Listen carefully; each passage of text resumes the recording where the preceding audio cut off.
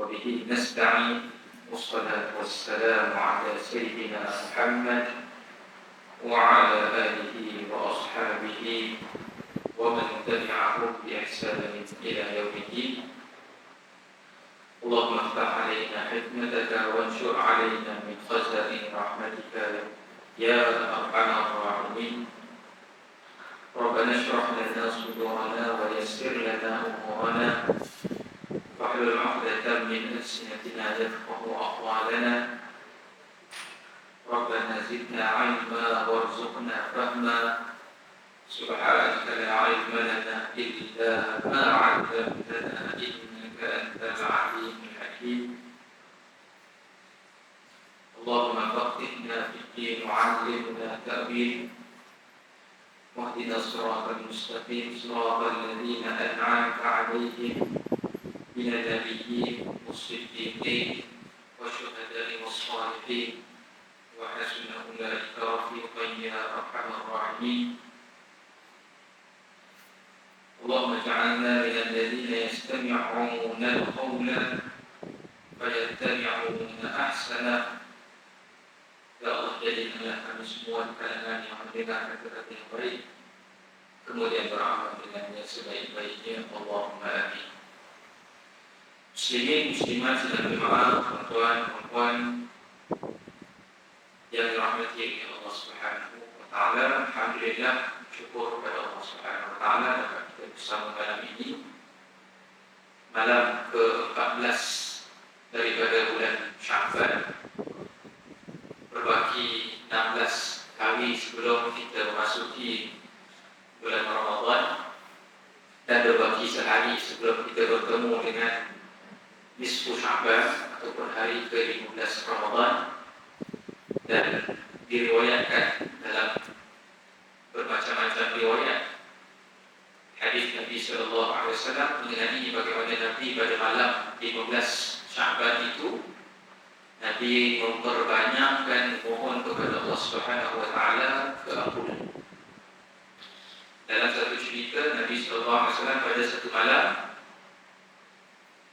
pergi tidur di rumah Aisyah radhiyallahu anha, dan Aisyah tersedar terbangun dan melihat Nabi tiada di samping. Jadi Aisyah pun cari Nabi sallallahu alaihi wasallam dalam kegelapan malam itu, dan Aisyah pergi ke perkuburan Al-Baqi'. Jarak dari rumah Nabi ke Baqi' tak jauh kan? Dan mungkin Aisyah dah biasa agaknya kalau nak cari Nabi malam-malam ni, salah satu tempat yang dilazimi oleh Nabi ialah perkuburan Al-Baqi'. Apabila sampai, Rasulullah perasan Aisyah datang, dan Rasulullah bertanya, wahai Aisyah, adakah engkau suspek aku ni pergi ke rumah isteri yang lain? Lalu Aisyah menjawab, ya Rasulullah, betul, aku takut malam ni kau pergi ke rumah isteri lain, sedangkan malam ini giliran aku. Dan malam itu adalah malam 15 Sya'ban. Ketika Aisyah sampai, Aisyah lihat Nabi sallallahu alaihi wasallam berada di kuburan dan mendongakkan kepala Nabi ke langit. Nabi melihat ke langit. Kemudian Nabi sallallahu alaihi wasallam bersabda kepada Aisyah, wahai Aisyah, pada malam ini Allah Subhanahu wa taala turun ke langit bumi dan mengampunkan hamba-hambanya, mengampunkan dosa-dosa hambanya. Seumpama banyaknya keampunan itu, seumpama banyaknya helaian bulu kambing milik kabilah Bani Khalid. Kabilah Bani Khalid ini salah satu kabilah Arab suku yang paling banyak kambing. Jadi Nabi sallallahu alaihi wasallam memberitahu pada malam itu terlalu banyaklah. Tak tahu ada orang kira bulu kambing. Dia piramid. Kira bulu kambing. Nabi kata keampunan itu umpama helaian bulu kambing pada banyaknya kambing yang dimiliki oleh kabilah itu, gambaran betapa banyaknya keampunan Allah Subhanahu wa taala pada malam 15 Sya'ban. Dan dalam satu riwayat lain, Rasulullah sallallahu alaihi wasallam beritahu kepada kita bahawa pada malam itu Allah Subhanahu wa taala mengampunkan dosa semua hamba-Nya kecuali dua orang atau dua jenis manusia, iaitu al-musyrik dan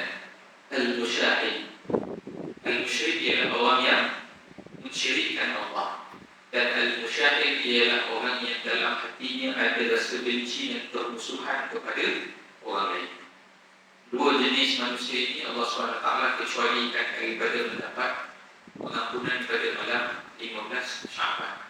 Maka ulama bersetuju pada malam tersebut memang tak pernah ada hadis Nabi qiyamul lail atau apa buat jemaah di masjid, tidak ada. Tetapi memang dalam hadis Nabi SAW memberitahu pada malam itulah Allah SWT mengampunkan dosa. Maka insyaAllah pada malam esok kita perbanyakkan doa, dan ulama menggalakkan banyakkan doa mohon ampun, dan kita bertaubatlah pada malam esok. Moga-moga dengan itu bagi 15 hari yang kita lalui sebelum masuk bulan Ramadan adalah satu persiapan yang sangat cantik, dan kita dapat memasuki bulan Ramadan dengan jiwa dan hati yang baru, yang telah berhenti daripada segala dosa, yang telah suci daripada sebarang permusuhan dengan manusia, dengan adik-beradik, dengan keluarga dan sebagainya. Dan kita dapat masuk dalam bulan Ramadan dengan merasai kelazatannya. Maknanya ramai orang masuk bulan Ramadan dapat puasa, dapat tarawih, tetapi tidak semua yang dapat merasai kelazatan Ramadan. Kerana itu hanya dapat dirasai oleh orang yang telah pun membersihkan dirinya terlebih dahulu. Jadi insyaAllah malam esoklah malam nisfu Syaban, 15 Syaban. Dan dalam mazhab Imam Syafi'i setelah 15 Syaban tidak dibenarkan puasa sunat, kecuali orang yang sudah pun adatnya puasa sunat. Itu mazhab Imam Syafi'i. Dalam mazhab Imam Malik dan lain-lain tidak ada salah, boleh puasa lagi. Tapi yang confirm tak boleh puasa ialah sehari dua sebelum masuk bulan Ramadan, 28, 29 Syaban. Semua ulama setuju tidak dibenarkan puasa sunat. Jadi itu sedikit sebanyak sebagai peringatan diri saya dan diri tuan-tuan, kita mengambil semua ini saling mengingatkan. Tuan-tuan dirahmati oleh Allah Subhanahu Wa Taala, alhamdulillah pada minggu yang lalu kita sudah memasuki tahun terakhir Nabi Sallallahu Alaihi Wasallam.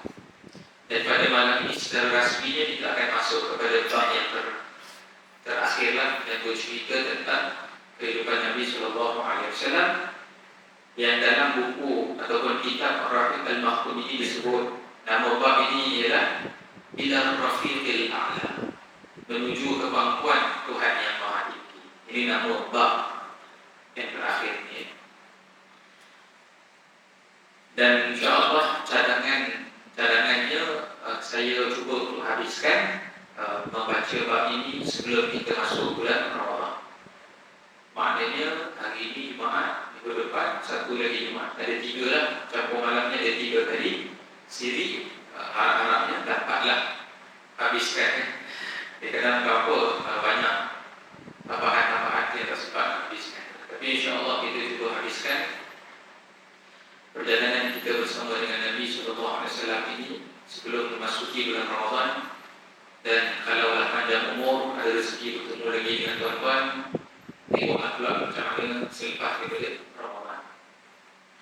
Sebenarnya rasa berat hati saya nak menghabiskan, sebab bila habis ni kita tahu habis dah perjalanan kita bersama dengan Nabi. Saya tak tahu tuan-tuan, tapi saya sendiri rasa sepanjang saya mengajar di sini, umur saya berbanding bersama dengan Nabi SAW. Dan sebagaimana para sahabat, tidak ada seorang pun yang terbayang bahawa Nabi akan ghaib daripada bumi. Kalau kita duduk di zaman itu pun, saya rasa kita ada perasaan yang sama. Pertamanya, sahabat semua tahu bahawa Nabi SAW diutuskan sebagai Nabi yang terakhir sampai kiamat. Jadi, macam mana umat Islam boleh hidup kalaulah Nabi meninggal? Jadi, sahabat tidak boleh nak bayang. Sebab sepanjang kehidupan mereka, sentiasa ada seorang pembimbing, sentiasa ada seorang Nabi. Jadi, mereka tidak boleh imagine kalaulah umat ini sampai ke akhir zaman, macam mana nak hidup tanpa Nabi ada di sisi. Jadi, jauh dalam lubuk hati semua sahabat sentiasa merasakan bahawa Nabi akan sentiasa ada bersama dengan umatnya sampai ke akhir zaman. Seolah-olah macam itu. Dan yang kedua, secara psikologi pun, tadi kembali saya dengar, buku-bukunya kita ni, satu kita di sini pun lupa kita ni akan mati. Walaupun kadang yang tahu umur lanjut. Tak kisahlah umat ini tak ingin usia kan. Tapi lebih lanjut usia kita patutnya ambil rasa lah. Detik tu hampir. Tapi itu pun kita lupa. Tapi rupa-rupanya yang lebih kita lupa ialah kematian orang yang kita sayangi. Biasanya manusia ni susah nak rasa bahawa orang yang dia sayangi itu akan pergi meninggalkan dia. Seolah-olah kita rasa selamanya dia akan kita seronok. Orang yang kita seronok berada bersama. Mungkin isteri kita, mungkin saya, mak ayah saya masih hidup. Kadang-kadang tak terbayang mereka akan tak ada. Balik kampung ada. Atau anak-anak kita balik rumah ada. Tak pernah kita terbayang kehidupan kampung tak mereka. Jadi dalam hidup para sahabat radhiyallahu anhum, Nabi sallallahu alaihi wasallam merupakan orang yang paling mereka cintai melebihi semua orang lain. Jadi tak pernah ada siapa terlintas dalam hati, macam mana nanti kalau Nabi tak ada? Sebab ini adalah orang yang paling disayangi. Kita takkan pernah bayangkan. Terlalu pedih bayangan tersebut. Jadi tuan-tuan rahmati Allah. Walaupun demikian, dan mungkin kerana itulah Allah Subhanahu Wa Taala telah pun banyak memberikan tanda-tanda awal kepada Nabi Sallallahu Alaihi Wasallam dan juga kepada umat Islam. Bukan nak dekat hujung-hujung usia Nabi sahaja, bahkan sebelum itu lagi melalui ayat-ayat Al-Quran. Misalnya dalam surah Az-Zumar. Ini maknanya mungkin awal, tak tahu saya pun tak pasti bila turun ayat ini. Surah Az-Zumar turun bila, tapi saya rasa beberapa tahun sebelum ini Allah SWT sebut innaka mayyitun wa innahum mayyitun. Wahai Muhammad, kamu akan jadi mayat. Innaka mayyit, wahai Muhammad, kamu akan mati. Wa innahum mayyitun, dan juga umatmu itu semuanya akan mati. Dan ayat ini memang tak ada tafsir. Itulah maknanya, wahai Muhammad, kamu akan mati. Jadi sahabat pernah dah menerima ayat ini waktu itu. Kemudian dalam ayat lain Allah SWT sebut dalam surah Al-Anbiya, wa ma ja'alna li basharin min qablikal khuld afa in mitta fa humul khalidun. Dan tidaklah kami jadikan satu pun manusia sebelum kamu wahai Muhammad mendapat keabadian, mendapat umur yang tidak berakhir. Al-khuld, immortal, tidak mati. Allah kata kepada Nabi, tidak ada seorang pun sebelum kau wahai Muhammad yang tak mati. Semua mati. Afa in mitta fa humul khalidun. Dan jika kami mematikan kau wahai Muhammad, adakah yang lain menyangka mereka ini akan kekal? Atau dalam bahasa lain Allah nak kata, kalau ada manusia yang paling layak hidup selama-lamanya, siapa dia? Nabi lah. Kan? Kalau orang lain ni belum tentu hidup selama-lamanya, menambah faedah pada dunia, menambah semak mungkin. Dah makin tua mungkin susah orang. Contoh.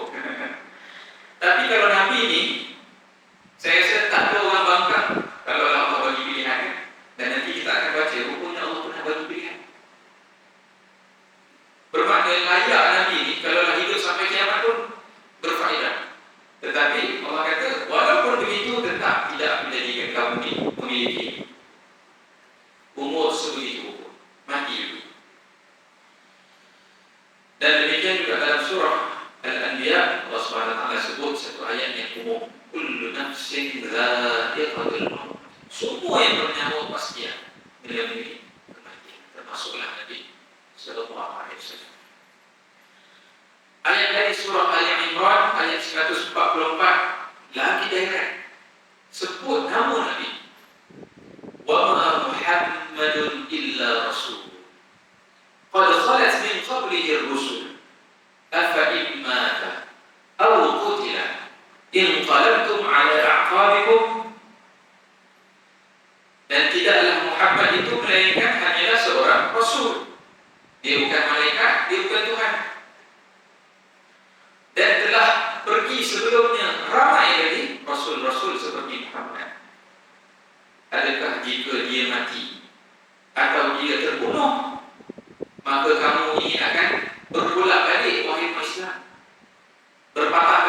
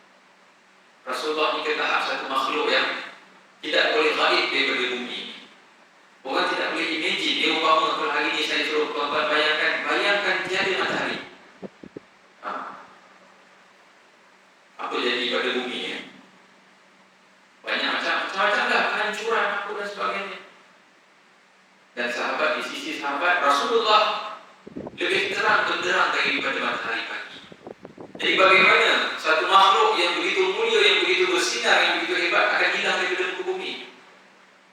Seolah-olah mustahil. Tetapi Allah SWT memahamkan kepada para sahabat bahawa yang dihantar kepada kamu ini ialah manusia. Dan itu ialah kehendak Allah SWT di atas hikmahnya yang Allah sendiri faham. Macam mana agaknya? Entah berapa ratus generasi lepas Nabi mati ni, lepas Nabi wafat ni, nak hidup tanpa matahari itu. Itu hikmah daripada Allah SWT. Tapi nak sediakan sahabat. Tapi saya nak cerita pada tuan-tuan nanti, apabila kita baca ke depan sikit nanti. Bila Rasulullah benar-benar wafat, seolah-olah sahabat macam tak pernah dengar semua ayat. Bermakna ketika ayat ini turun, nobody understand the meaning of the ayat sebagaimana yang sepatutnya. Bermakna mungkin dia menerima secara teori ya. Secara teori Nabi boleh mati, tapi dia tak terima secara realiti Nabi memang akan mati. Yang kita akan lihat. Dan sahabat yang saya maksud ini tak apa biasa. Sahabat-sahabat yang tinggi imannya seperti Sayyidina Umar Al-Khattab radhiyallahu anhu, macam tak pernah dengar ayat. Tak menolak. Tapi terima Nabi akan. Dan Allah SWT juga sendiri memberikan begitu banyak petanda kepada Nabi secara personal, kepada Nabi SAW.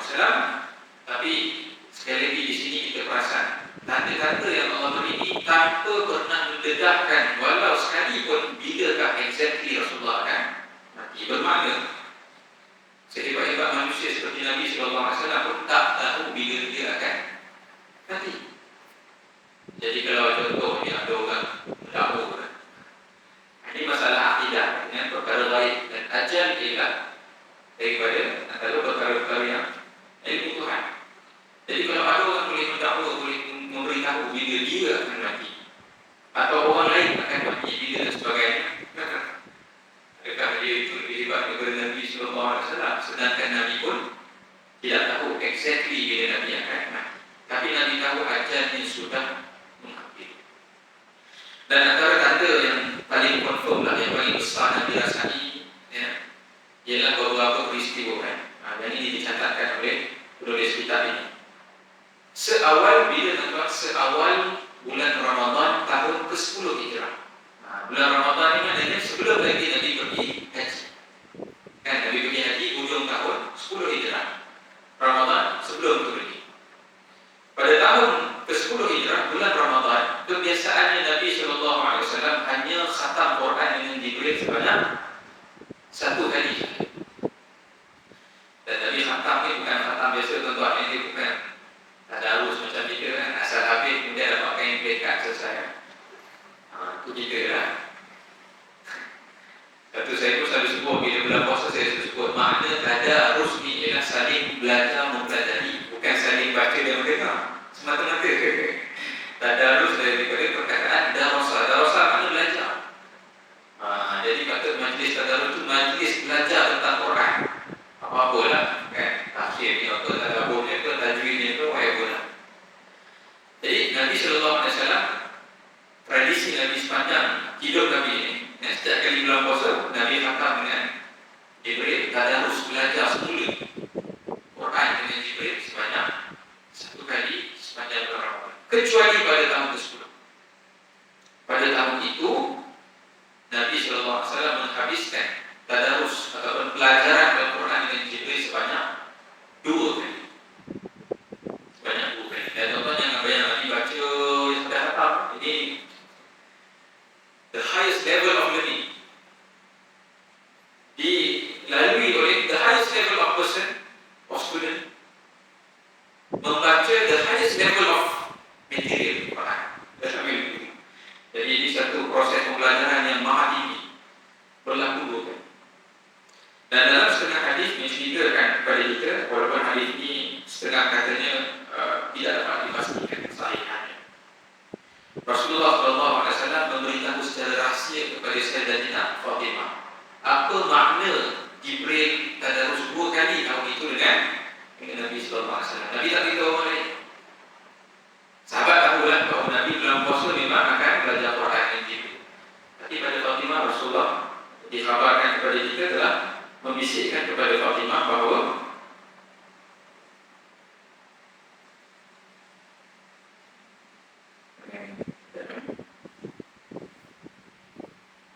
Rasulullah SAW memberitahu kepada Fatimah bahawa pada kali ini aku didatangi oleh Jibril sebanyak 2 kali untuk mempelajari Quran, dan seolah-olah inilah dia mungkin kali terakhir aku melakukan perkara ini.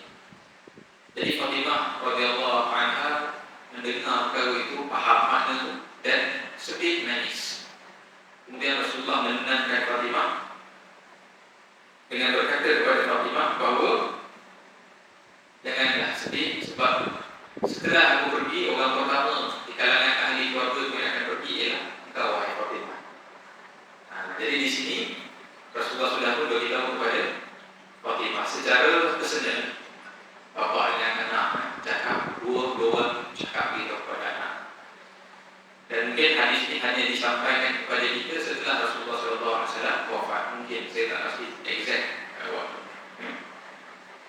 Dan pada tahun yang sama juga, pada bulan Ramadan, Rasulullah SAW telah beriktikaf 2 kali ganda berbanding biasa. Tahun-tahun lain Rasulullah akan iktikaf berapa lama, tuan? Iktikaf ni maksud tak balik rumah langsung, bukan cerita kan? Kita datang malam bawa batal, lepas subuh balik Rasulullah kalau iktikaf maknanya tak balik rumah lagi. Biasanya hanya 10 hari, iaitu 10 akhir Ramadan. Kan? Jadi tradisi Rasulullah setiap kali bulan Ramadan 10 akhir tak payah cari Rasulullah di rumah, apa tak ada. Nak cari Rasulullah di mana? Di masjid. Hatta isteri Nabi pun ada masalah kat rumah pun tak panggil Rasulullah balik rumah. Datang pada Rasulullah beritahu ada masalah ini sebagainya. Lepas Rasulullah tidak akan keluar dari masjid penuh selama 10 hari. Kecuali pada tahun ke-10 Hijrah, pada bulan Ramadan tahun itu Rasulullah SAW telah beriktikaf selama 20 hari. Jadi masuk sahaja pada 10 Ramadan Rasulullah iktikaf komplit sampailah penghujung Ramadan pada tahun itu.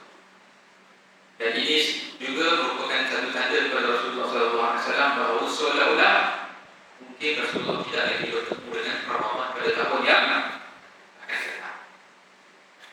Jadi tuan-tuan, ini satu ibarat juga bagi kita. Kita pun tak pasti adakah kita bertemu lagi dengan Ramadan yang seterusnya. Jadi kalaulah kita merasakan mungkin itu Ramadan kita yang terakhir, maka kita perbanyakkanlah berbanding ke Ramadan yang sebelum itu. Dan kemudian macam yang kita baca, tuan-tuan, antara tanda-tanda lain yang diberikan oleh Allah Subhanahu Wa Taala kepada Nabi tentang penghujung ajal Nabi yang paling banyak berlaku dalam peristiwa Hajjatul Wida, ketika haji yang terakhir. Kan? Yang paling besar menurut ulama ialah turunnya, dan yang paling pastinya ialah turunnya surah An-Nasr. Idza jaa nasrullah wal fath, sampailah kemudian fasabbih bihamdi rabbika wastaghfir innahu kana tawwab. Dan Rasulullah SAW memberitahu apabila turunnya ayat ini, Rasulullah SAW sendiri mengkhabarkan kepada sahabat bahawa inilah tanda daripada Tuhanku kepada. This is a sign, this is a premonition daripada Allah Subhanahu Wa Taala tentang ajal diri. Dan Rasulullah beritahu kepada sahabat. Dan kemudian Rasulullah tegaskan sebut setiap kali khutbah, Rasulullah kata, Isma'u qawli, dengar elok what I'm going to say. Sebab most probably inilah al-qatum ba'da hadha. Mungkin aku tak bertemu lagi dengan kamu semua. Tak lagi yang datang dari jauh menaikkan haji ini, lagi yang tak jumpa dengan Nabi sallallahu alaihi wasallam. Kalau sahabat duduk Madinah bolehlah balik jumpa lagi. Tapi yang datang daripada jauh, dari Yaman, daripada mana semua, it's exactly because maybe this is the last time kita bertemu dan mendengar apa yang aku sampaikan. Dan semasa Nabi melontar pun, kita baca lagi kan, masa Nabi melontar, sebelum Nabi nak melontar, Nabi sebut kepada semua jemaah haji, khudhu anni manasikakum, ambilkan daripada aku manasik haji. Tengok, watch carefully, lihat betul apa yang aku lakukan, rukunnya, sunatnya, fardunya. Sebab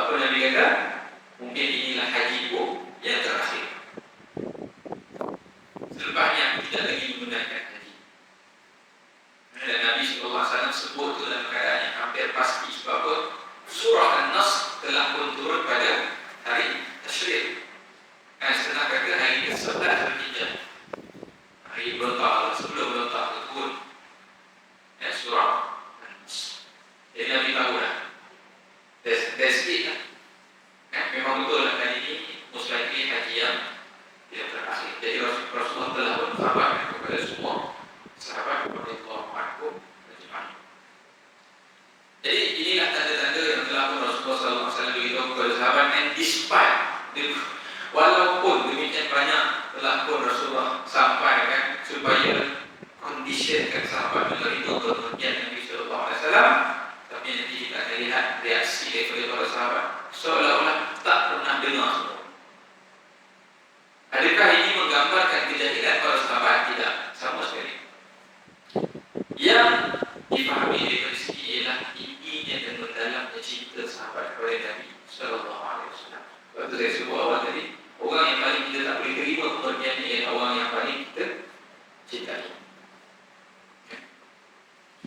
Jadi tuan-tuan dirahmati oleh Allah, apabila menghadiri kepada bulan-bulan akhir, khususnya pada penghujung bulan Safar, ada setengah riwayat menyebut pada awal bulan Safar, bulan 11 Hijrah.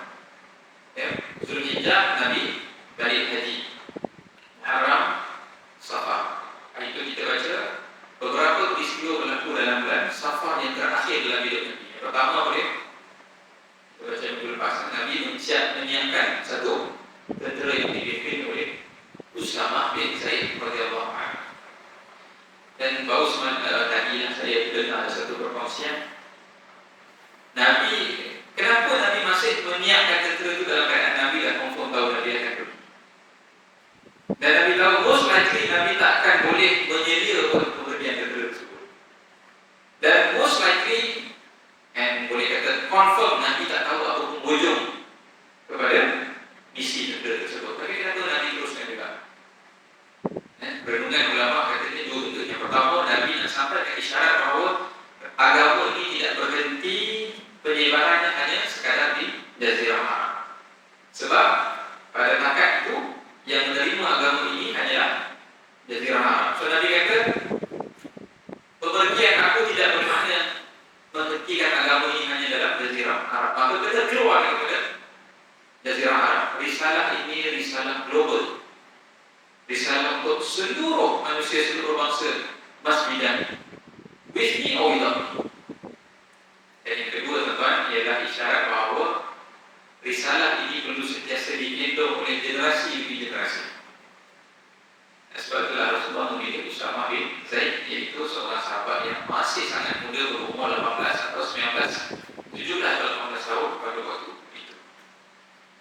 So setiap kali kita nak meninggalkan dunia, pastikan risalah yang kita bawa disambung oleh generasi seterusnya. Apa yang kita faham disambung oleh generasi seterusnya. Saya pun kadang-kadang terfikir tuan, ini satu persoalan simple. Sekarang ni mana-mana saya ceramah, mana-mana masjid suara, yang datang ceramah saya ini biasanya memang yang bayi tuan-tuan saja. Jangan saya jumpa, kecuali mungkin tuan imam, tuan Bilal tidur ke situ, pasal dah memang ada situ kan. Umur saya dan ke bawah tak jumpa orang. Jadi saya pun kadang terfikir apa nasib juga ni. Majlis-majlis saya umur. Yalah, mungkin yang mula-mula dia tengok kat YouTube. Itu dah tak larat tengok screen baru dah tak surau apa ni. Allah. Tapi saya risau sebab sebenarnya walaupun nampak simple, kuliah-kuliah lepas maghrib, lepas subuh dan sebagainya ni, tapi bila saya teliti, inilah antara yang menyebabkan Islam di Malaysia ni masih macam itu, walaupun begitu banyak cubaan untuk menghapuskan dan mengubah Islam di Malaysia. Inilah antara institusi tidak rasmi. Memang ada belajar Islam di universiti, di maktab, memang ada. Tapi yang dalam masyarakat, berapa ramai belajar Islam di universiti? Kan? Persen sangat. Tapi kenapa orang Islam ni kira-kira macam ini? Walaupun zaman, daripada zaman Melaka tu, orang nak botakkan kita. Kan, Portugis datang, Belanda datang, British datang, orang Islam macam ni juga. Saya rasa inilah antara institusi tidak rasmi, majlis-majlis ilmu begini. Cuma kerisauan saya, adakah dia makin lemah kan? Pupus. Ini antara satu yang perlu kita sambungkan kepada generasi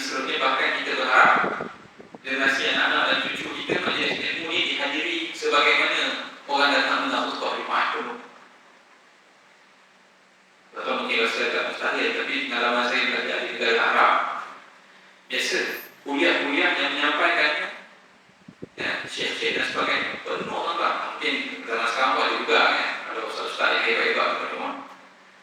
Tapi saya masa saya belajar, saya biasa.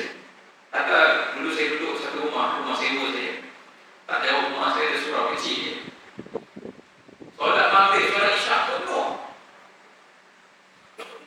Dan yang sampaikan kuliah di imam situ. Dahsyatnya imam tu yang menyampaikan kuliah setiap malam itu. Dan tak pernah saya jemu dengan kuliah. Tapi pernah buat, ini surau biasa. Jadi boleh berlaku di sana dan saya harap mungkin boleh berlaku di bumi Malaysia ini. Sebab itu satu tanda umat ini masih lagi ada iman yang hidup. Sebab kalau datang dengan kuliah, confirm dia sebenarnya maaf tu lah. Okay? Takkan datang dengan kuliah, benda tu sebenarnya maaf. Allah Ta'ala. Jadi ini mungkin renunganlah berdasarkan apa yang Nabi SAW tunjukkan simbolik. Rasulullah tahu, Rasulullah takkan sempat tengoklah terjadi sama. Tapi simbolik itu Rasulullah nak fahamkan kepada umat. Jadi itu berlaku pada bulan Safar tahun 11 Hijrah, bulan terakhir, antara bulan terakhir hidup Nabi. Apa lagi yang berlaku? Satu peristiwa. Rasulullah SAW pada bulan Safar atau bulan terakhir Nabi hidup ini, satu hari Nabi SAW telah keluar pergi ke Gunung Uhud, pergi ke medan Uhud. Apa Nabi SAW buat? Nabi SAW telah menunaikan solat jenazah sekali lagi kepada para syuhada perang Uhud. Nabi pergi sana, kemudian Nabi tunaikan solat. Kemudian Nabi naik ke mimbar. Saya tak pasti dulu, saya rasa dulu tak ada masjid, tapi sekarang memang ada masjid. Masjid Uhud pun ada besar, sekarang ada hati. Saya itu semayang itu syaitan besar.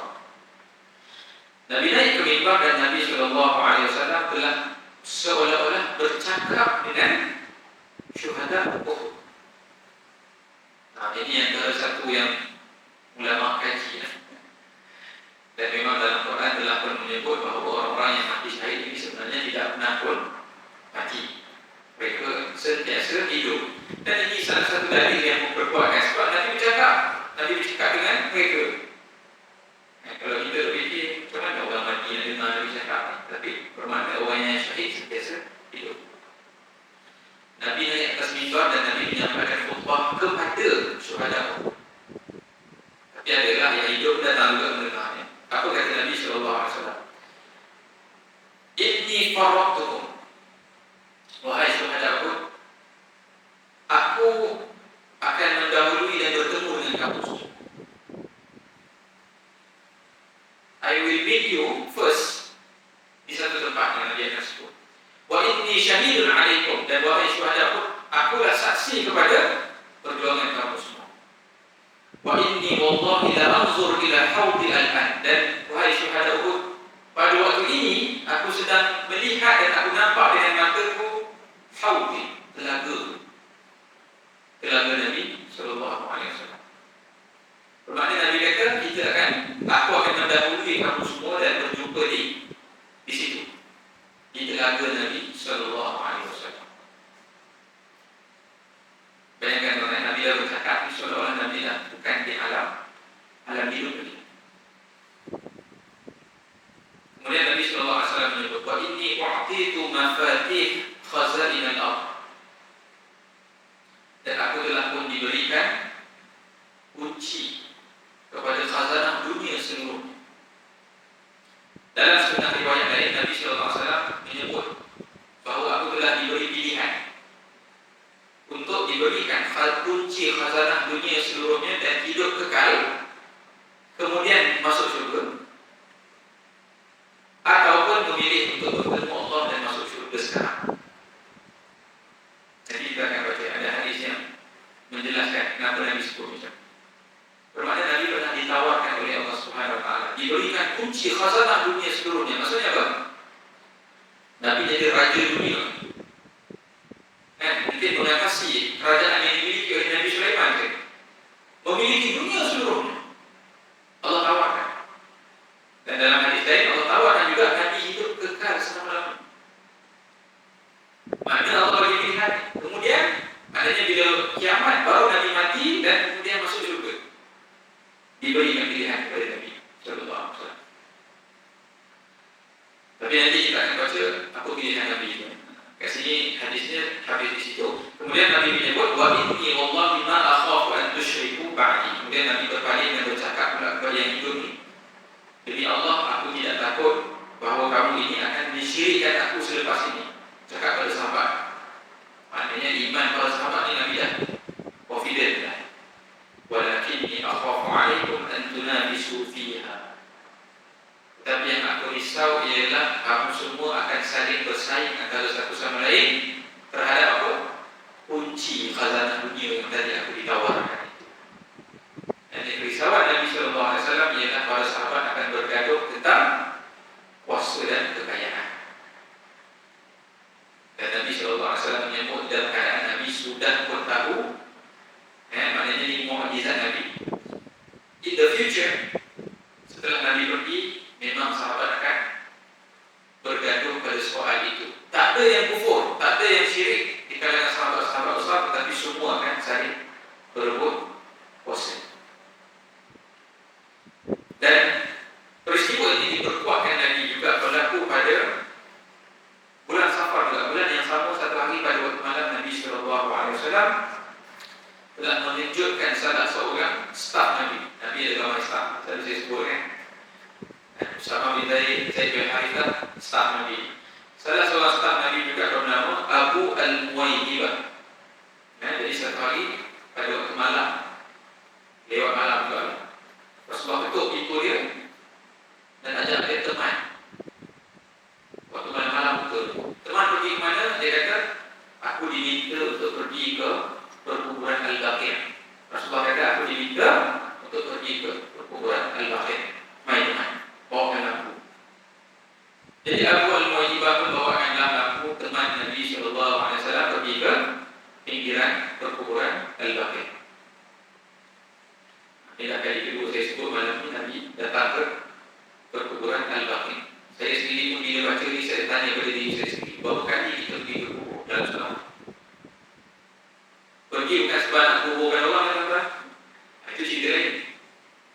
Pergi untuk memuhasabah diri. Berapa kali kita buat? Kita baca banyak hadis, Nabi sentiasa buat.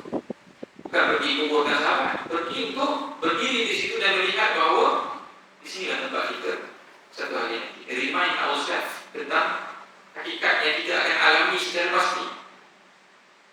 Saya memuhasabah diri juga. Ada saya rasa selalu kita pergi kubur untuk mengirim jenazah saya. Tapi tak apalah, terbukti-okey lah. Maknanya kita pun remind ourselves dengan perhatian. Tapi Nabi SAW, antara sunnah Nabi ialah sentiasa pergi kubur dan mengingatkan diri Nabi SAW. Jadi pada malam itu Nabi itu pergilah ke kubur. Sampai di kubur, Nabi SAW telah menyebut, Assalamualaikum ya ahlal maqabir. Salam sejahtera kepada wahai semua penghuni kubur. Liyahnilakum ma asbahtum fihi bima asbahan nasa fihi. Moga-moga esok hari kamu semua wahai penduduk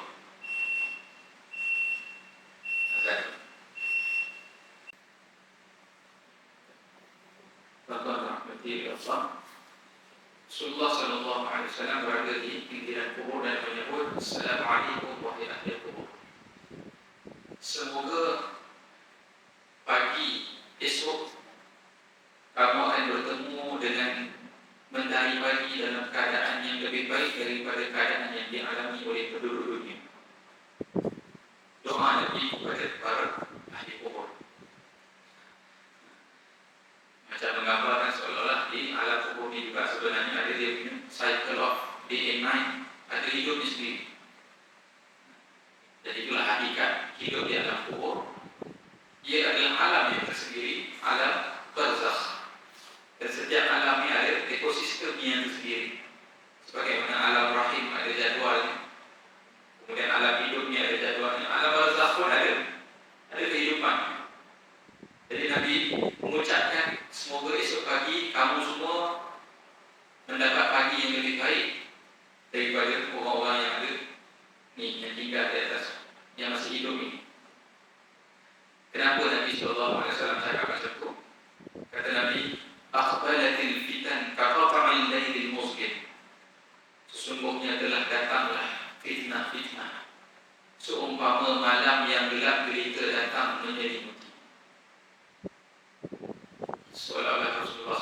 SAW beritahu apa yang akan berlaku selepas ini. Bila Rasulullah tak ada, maka fitnah akan datang seumpama malam yang datang menyelimuti. Yattabi'u akhiruha awwaluha. Bila habis satu, maka satu lagi akan datang. Satu demi satu, demi satu, demi satu. Al-akhiratu syarrun minal ula. Yang mana setiap satunya itu lebih teruk daripada yang sebelumnya. Jadi ini juga satu gambaran Nabi SAW kepada kita sebenarnya, menggambarkan bahawa apabila sebenarnya Nabi wafat, the world is going to be semakin gelap, semakin gelap, semakin menguji, semakin menguji, semakin menguji, sampailah ke akhir zaman.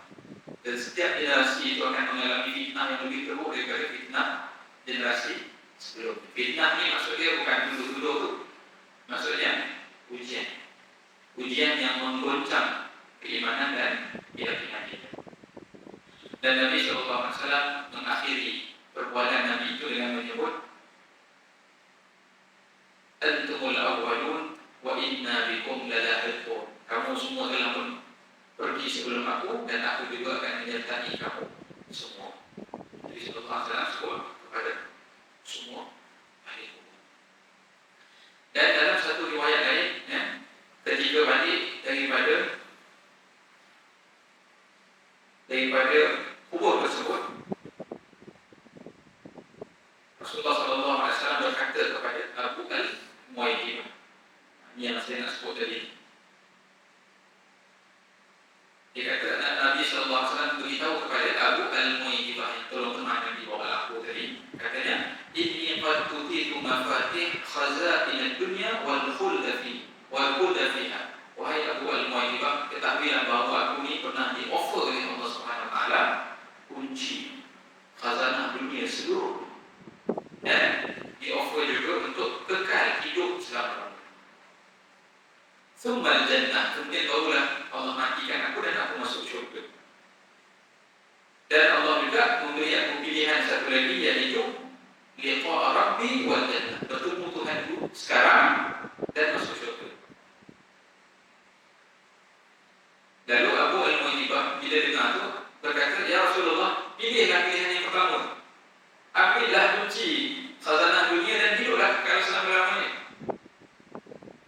Tapi Rasulullah SAW menyambut ataupun menjawab, La wallah, tidak demi Allah, laqad ikhtartu liqa' Rabbi wal jannah.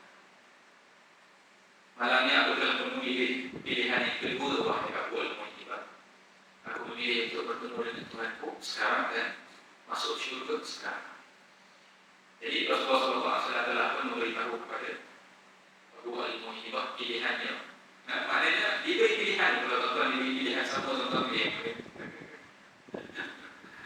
Ini pilihan seorang Nabi SAW yang faham bahawa nilai dunia ini sebenarnya takkan sama dengan nilai bersama dengan Allah di dalam syurga. Walaupun diberikan dunia dan sisi, takkan sama.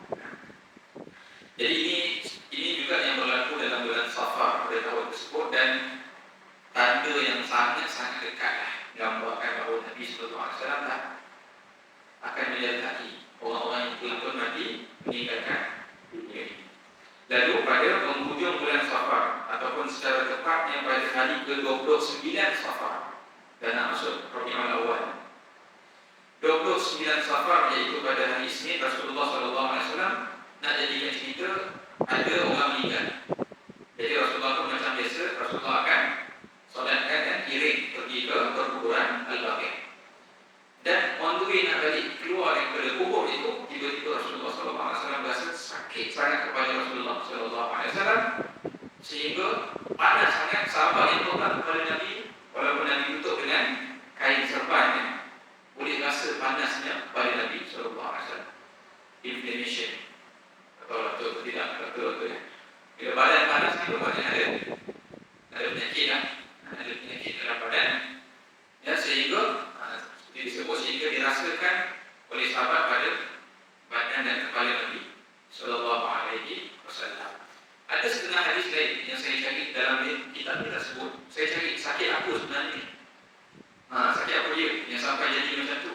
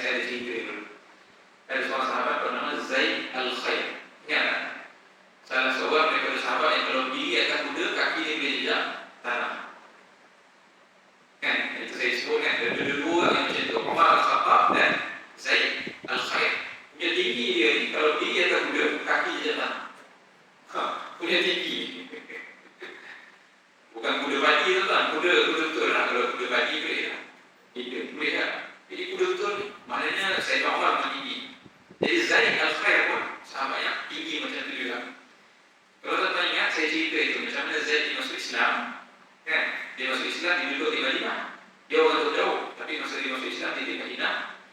Masa dia belajar Islam dengan Nabi, dia ditimpa oleh demam panas. Dan masa itu Rasulullah datang ziarah dia. Rasulullah kata kalau Zaid ni berjaya balik ke rumah dia dalam keadaan masih hidup, berdoa lah. Rasulullah kata. Maknanya Rasulullah tahu dah, tak boleh lama dah. Tapi Zaid bertegas untuk balik ke kampung dia sebab dia nak Islamkan kaum dia. Dalam keadaan high fever. Jadi dia pun naik juga kuda, kan? On the way, pertengahan jalan, meninggal. Jadi memang biasa, orang dulu kalau kena demam panas tu biasanya berakhir dengan kematian. Di setengah riwayat kata Nabi SAW ni pada penghujung bulan Safar ni dia jumpa dengan demam panas. Setengah riwayat lain saya baca menyebut bahawa Nabi SAW dijumpa satu rasa sakit radang. Radang di bahagian di atas perut dan di bawah paru-paru. Saya tanya orang rumah saya doktor. Sebab dalam hadis tersebut Zatul Jambi, penyakit Zatul Jambi. Zatul Jambi maksudnya sesuatu yang dirasai di belah sisi. Saya tanya orang rumah saya sakit apa? Dia orang rumah saya kata ini satu inflammation, satu rasa sakit yang amat sangat, yang biasanya berlaku sebab infection di buah pintu. Kalau ada pernah sini kena jangkitan buah pintu? Saya pernah. Tapi yang main. Satu hari saya di Turki lah, saya buat kerja di sana. 2 minggu saya duduk sana. Mesyuarat banyak. Musim sejuk. Jadi saya musim sejuk, saya banyak ambil wuduk banyak kali ke sejuk kan. Biasa saya ambil wuduk subuh tu kalau boleh tahan sampai balik rumah balik nanti. Jadi subuh, zuhur, asar kalau boleh satu wuduk, tak ada sejuk. Jadi saya akan cuba tahan daripada buang air. Tapi bila meeting, kita ni kan mengantuk apa semua kan. Kita minum kopi, minum teh apa semua. Jadi macam itulah saya di sana tu. Balik maghrib tu baru mandi semua, baru waktu tu boleh. Masa duduk sana okey 2 minggu. Balik Malaysia kena jangkitan buah pinggang. Sebab apa? Kurang air, dehydrated lah. Jadi sakit. Dan mula rasa sakit tu rasa sakit di belakang. Jadi kalau tuan-tuan ada rasa sakit belakang, jangan pergi urut, pergi cek dulu. Takut bukan sakit belakang, sakit buah pinggang. Orang sakit buah pinggang tanda-tanda awal dia akan sakit belakang. Dan kalau makin teruk, dia akan naik sakit tu sampai ke depan, sampai ke perut. Dan sahabat isteri saya kata, kalau memang betul dah kronik, dia memang sakit berguling-guling dia sakit. Jadi itu yang setengah riwayat menyebut itu yang Rasulullah SAW menjadi punca Rasulullah sampai demam panas. Itulah menurut riwayat. Jadi saya rasa seorang sahabat pun tak dapat nak pastikan, tapi yang confirm simptom yang Rasulullah alami ialah demam panas yang terlampau. Berapa hari Rasulullah mengalami demam ini tuan-tuan? Disebut dalam buku ini selama 11 hari. 11 hari. Jadi maknanya kalau 29 Safar Rasulullah mula demam panas, campur 11 hari bermakna 10 atau 11 Rabiul Awal kan? 11 hari. Tempoh Rasulullah SAW sakit. Dan dalam keadaan ini Rasulullah masih lagi menjadi imam kepada para sahabat dalam keadaan demam panas. Jadi belum lagi Rasulullah minta Abu Bakar dalam keadaan demam panas. Dan juga ini pesanan kepada para suami-suami yang isteri ramai. Dalam keadaan 11 hari Rasulullah demam panas ini, Rasulullah masih lagi menjaga giliran isteri. Setiap malam lain-lain rumah nak kena pergi. Kalau kita kena demam malam, duduk rumah sana senyap lah. Nak pindah rumah sana pindah tak ada lah. Tapi Nabi SAW menjaga keadilan kepada isterinya sehingga ke saat yang terakhir. Rasulullah masih lagi malam ni rumah ni pergi, esok rumah lain pergi, sampailah hanya beberapa hari sahaja sebelum hari yang terakhir barulah Rasulullah SAW minta izin kepada para isterinya, boleh tak? Aku dah tak larat nak berjalan sangat, izinkan aku untuk stay sahaja di rumah siapa? Di rumah Aisyah radhiyallahu anha. Dan isteri-isteri semua memang tengok Nabi pun dah tak larat. Benar kan? Barulah Nabi dipimpin, Nabi dah tak larat jalan masa itu. Sahabat pimpin Nabi SAW pergi ke rumah Sayyidatina Aisyah radhiyallahu anha. Dan disitulah Nabi dijaga sampailah nanti hari terakhir Nabi SAW. Apa Sayyidatina Aisyah buat?